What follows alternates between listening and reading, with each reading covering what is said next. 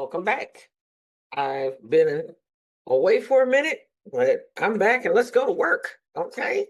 Part two of Who Am I? We're going to get into it. And it starts with understanding that who you are is not what you do, it's not what you know, and it's definitely not what you do for other people. Those are some really important clues that you really need to try and can cook it down to, right? Lower it down, simplify it as much as possible. And that's when it actually gets even harder because now you have to get into what your characteristics are, the good, the bad, and the ugly.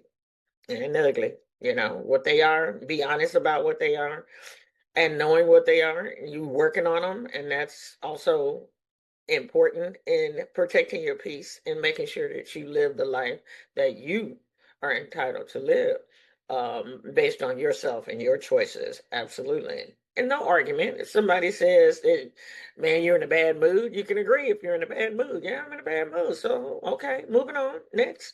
Or I'm not in a bad mood. Why do you need me to be in a bad mood? What's going on with you?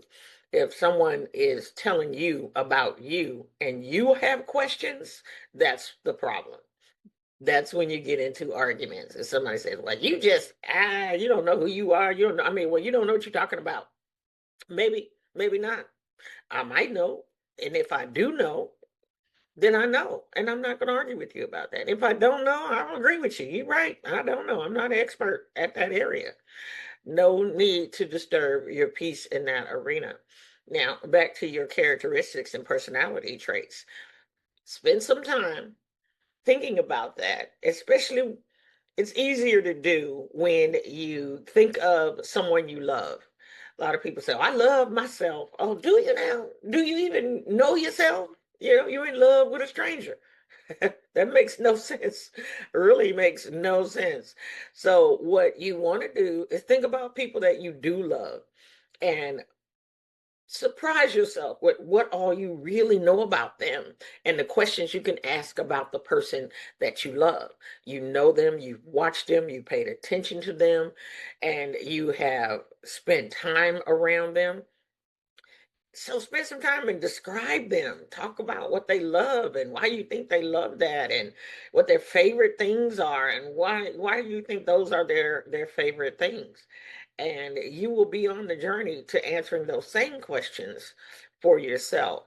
And I mentioned before, I do have a journal out, called Just Saying with all the pertinent questions that's in it. But during this series, I'm going to try to get to some of those.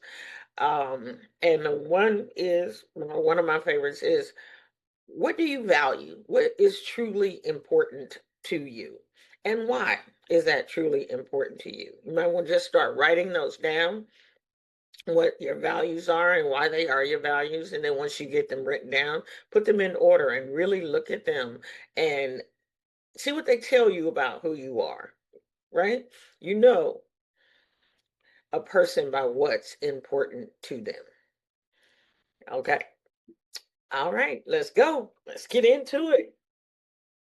Have a good one. See you next time. Don't forget to like and subscribe. What do you value?